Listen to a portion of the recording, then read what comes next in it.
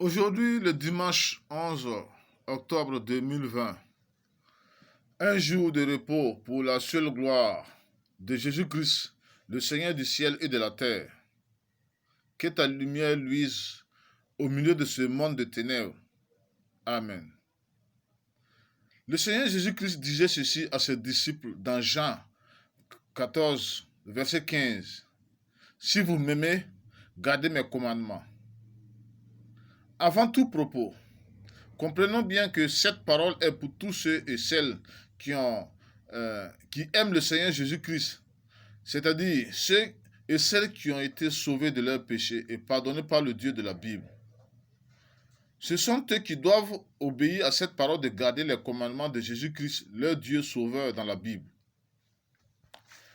Nous savons tous que depuis le jour où Jésus, dans la chair faible comme nous, recevait le baptême par l'eau et que le Saint-Esprit descendit sur lui sous forme d'une colombe, sur le champ, le Père déclarait qu'il avait mis toute son affection sur son Fils.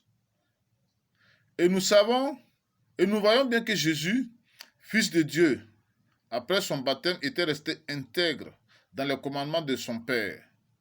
Il demeura intègre sans péché en lui jusqu'à quitter ce monde sans commettre un seul péché, sans violer un seul commandement parmi tous les commandements de l'Ancien Testament.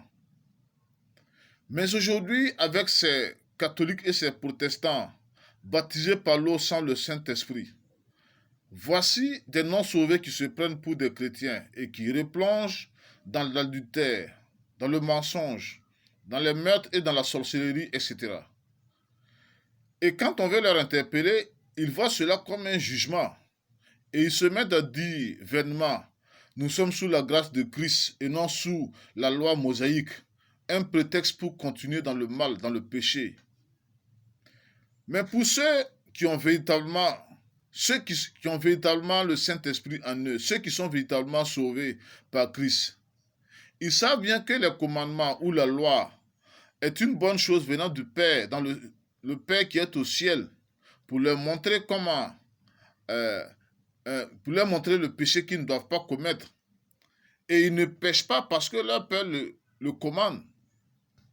Ces commandements leur montrent comment ils doivent marcher dans ce monde pour la seule volonté de leur Père. Mais pour ceux en qui le Saint-Esprit n'habite pas, ou celui qui est trompé par le baptême par l'eau des églises locales, il peut bien dire Jésus-Christ est le Sauveur, mais vous allez constater la facilité pour ce non-sauvé de vivre dans le péché. Prenons par exemple Hébreux 13, 4, où Jésus condamne ceux qui se prennent pour des chrétiens, mais qui continuent d'avoir des relations sexuelles avec des femmes ou des maris, alors qu'ils ne sont pas mariés. Et nous savons bien qu'ils sont nombreux aujourd'hui, de nos jours, des hommes qui ont enceinté des filles hors mariage, des couples en concubinage. Et je vous le dis que ces gens se flattent d'être des chrétiens. Ils font l'apparence d'aimer Jésus-Christ.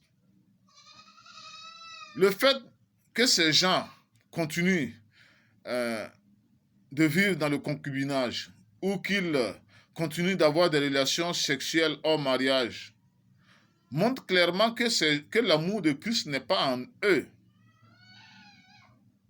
Un autre exemple.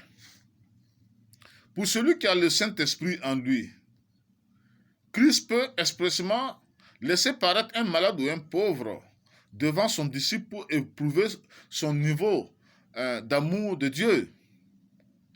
Et puisqu'il a en lui l'Esprit de Dieu, qui lui commande la soumission, l'obéissance, il n'hésitera pas un seul instant à apporter son soutien au nom de l'amour de Dieu au malade ou à ce pauvre devant lui. Mais pour un faux chrétien, un non-sauvé, il entendra bien dans son cœur une voix qui lui dit ceci, tu dois aider cet homme. Mais dans son indifférence, parce qu'il a en lui un cœur dur, un cœur sans Christ, il va continuer sa route et sa conscience qui le gronde et le condamne également. Sa conscience qui lui montre que le fait de ne pas pouvoir, de n'avoir pas pu aider cet homme devant lui, c'est comme s'il n'aimait pas Jésus-Christ.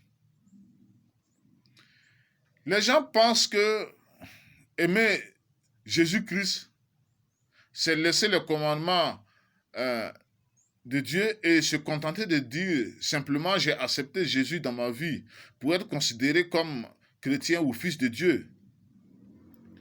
Je vous le dis aujourd'hui, chaque jour, chaque instant, tout enfant de Dieu dans le monde reçoit du Saint-Esprit de Christ des commandements qu'il doit appliquer dans sa vie. Mais pour celui qui est destiné à la perdition, à la condamnation au dernier jour, il va se moquer de ces commandements qui résonnent, qui traversent son cœur chaque jour. Esprit de Dieu, donne-nous ce cœur. Donne à tes élus ce cœur qui garde tes commandements qui nous éclairent. Amen.